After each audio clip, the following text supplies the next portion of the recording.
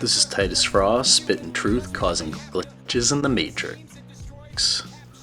What they see. Finish this chapter. By the way, we're not any geeks, we hack into NASA. Drink all the booze, hack all the things. Drink all the booze, hack all the things. Drink all the booze, hack all the things. Got this vodka and this Red Bull, they still give me wings. So we drink all the booze, hack all the things. Drink all the booze, hack all the things. Drink all the. Hello everyone and welcome back to the Titus Frost YouTube channel. Today I just want to discuss with you the war to control the internet by the powers that shouldn't be. You see, what is going on recently is a major push across the world, basically, by the powers that shouldn't be to clamp down on the internet. And I will go over it in the Decoding Davos film that I'm working on, but also you can go see Theresa May's speech, or you can see many other things that are going on. Now, in our surveillance state that we live in, it's shocking to me that these politicians can get away with murder, yet nothing happens to them, while everyone else in society is completely surveilled in a police state where you couldn't get away with anything, but yet the politicians are getting away with everything. So why do we have this system? What is going on here? I think a big part of it, which was revealed by Edward Snowden and other documents that came out of the NSA, is what's called the Five Eyes Alliance. And I've known about this for some time. It's a publicly known entity. And basically what it is the governments of the world, or some major governments, including the US government, have made a deal that basically says if you turn over all of your citizens' private information to the consensus for intelligence gathering, then we won't spy on each other's politicians and their political operations. So basically the politicians are all giving themselves a free pass while handing over all of our information to these various intelligence agencies in the Five Eyes Alliance. Now, there's a very good video that was just put up by Games Exposed, and I think you should absolutely go watch that. If you can't go out and protest these things in person, then you should go online and protest. And I'm going to be going over a video tonight discussing Cherry Blossom and some things that I found in there and some ways to fight back against that. Video I was already working on before I saw this Games Exposed video, which I just saw, and I think it's a very important message, and I would love for everyone to share this. This is the type of information that people need to know. If we can't fight back against this type of, just completely corrupt government practices where they're stealing all of our private information and they're going to be going after our ability to be anonymous online, which is extremely important for a multitude of reasons, including free speech. I mean, just go look at 4chan, which is all anonymous, and it's all about free speech, because you can go there without having to worry about, what you're saying. You can just post anonymously. No one will ever, as long as you don't dox yourself, no one will ever know it's you saying this stuff. So you can vent about things that you couldn't vent otherwise about on social media for fear of repercussion. Okay? And I don't actually ascribe to that. I just say whatever the hell I want. But I do understand how some people in certain positions, like if they worked for a hospital or something like that and wanted to release information about Seth Rich, they might go to Pull and post it there. Do you see what I'm saying? So they wouldn't lose their job. The average person, I think you should just say whatever the fuck you want on the internet and tell the NSA and everyone else to go kiss your ass. But go watch this video, support, hashtag OpForest, hashtag reject fear, hashtag OpNSA. If you aren't already, supporting these types of things, you need to look them up and see what's going on. Go back and look up my video on Rule 41, okay, which was a mirror video by Games Exposed as well. And if you're not already subbed to Games Exposed channel, you need to be subbed to his channel. He brings forth a lot of good information, and he was one of the major inspirations for me to start making my own videos.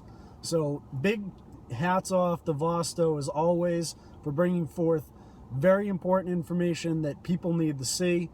Please, help out Anonymous, help out OpForest, retweet this, share this video, let people know what's going on. We need to fight back now before they completely take over control of the internet. okay? And taking out this Five Eyes alliance is one major step in that process. So please go watch this video, understand what is going on. I'm going to mirror it after I'm done talking here, and I'll put a link in the description box to the original video. But please go and support this and share this online so other people can see this. You know, on Facebook, on Twitter, all that. Let's flood the internet with this information. You know, go just share Vosto's Games Exposed original video. I don't care. Just share the information. Peace.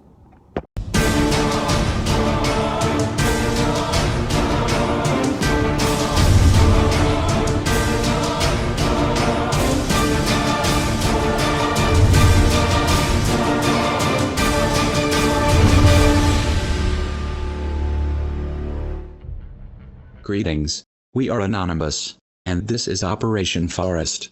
Despite being over 70 years old, the Five Eyes Alliance is one of the most ambiguous, yet publicly known, international agencies of the modern era, an outfit which has operated under secret policies and behind the backs of citizens and political administrations for almost 30 years.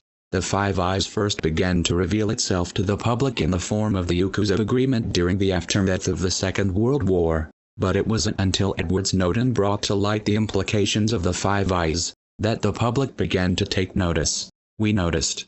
We've faced and fought against some of the most significant cyber legislations the internet has ever seen in the wake of Snowden's disclosure. While nations are scrambling to establish and implement their own standard of privacy, protection and surveillance governing the internet, no one seems to be considering the powers of the seemingly final boss of data control and exchange. Until this day, these powers continue to meet in secrecy, establishing their own guidelines for the exchange of our personal information amongst themselves. The USA, UK, Canada, New Zealand and Australia make up the original five, but over the years nearly 50 nations have sought membership with this exclusive organization. Membership that exchanges the privacy of the citizen for the protection of the elite. Heavily redacted documents released by the NSA, as well as the Snowden leaks, detail the expectations under which membership is retained. The most alarming, perhaps, is the assurance that if your nation's leaders continue to share your personal data with its counterparts, it will be virtually free of surveillance from allied nations. This means your country will sell you out for the promise of their political operations not being monitored by other governments. Released official documents suggest that the entity sharing data has the say over how and to what extent it is shared. However, a number of breaches of that provision have occurred. The agency has failed to fulfill its so-called commitment to censor unnecessary data during exchanges several times, and despite such failures, the alliance seems only to grow stronger. As many as 15 agencies and their representatives met secretly in New Zealand as recently as April and as of yesterday are meeting again in Ottawa. This meeting is reported to cover the use of privacy and anonymity tools by citizens as well as the desire to force social media and communications companies to store and turn over sensitive user data to be compiled with existing collections. This means that if so decided, internet users will no longer be able to use, distribute or even create tools like VPNs, encrypted communications and essentially any other means of protecting private data and communications online. When our national security leaders are so unable to disrupt terrorism without such blanketed, draconian measures, how are they to be expected to protect our data from domestic and international cyber threats once they've stripped us of our ability to protect ourselves? When the biggest threat to privacy exploitation is the same entity that has the power to dictate if and how you are permitted to protect it, how can citizens fight back against such exploitation? You can educate yourselves.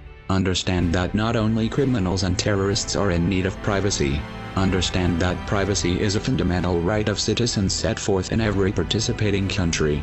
Ask yourself that while threats are supposedly increasing online, why is your country allowing secret agencies to enforce less and less protections for private citizens? You can write, call, fax and otherwise make noise to your own political representatives. You can rally together in your cities. Let them know that invasive and often illegal surveillance and restrictions are something you're willing to fight for. If you are near Ottawa, pay attention. Rally together to oppose this meeting. Protest this agency's existence and demand that your nation withdraw. If you're not, you can join us in protest online. by following the links and hashtags included in the video description. In this day and age, privacy belongs only to those who have the courage to defend it. We are anonymous. We are legion. We do not forgive. We do not forget. Expect us.